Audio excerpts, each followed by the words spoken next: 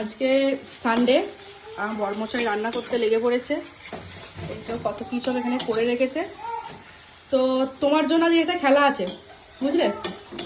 তুমি যদি এই কাঁচা লঙ্কাটা তুমি খেতে পারো, ঠিক আছে, তো তোমাকে 500 টাকা পুরস্কার দেওয়া হবে। পারবে? পারবে? হ্যাঁ, চলো খাওয়ানো ধরো। ভালো করে দেখাও আগে সবাইকে।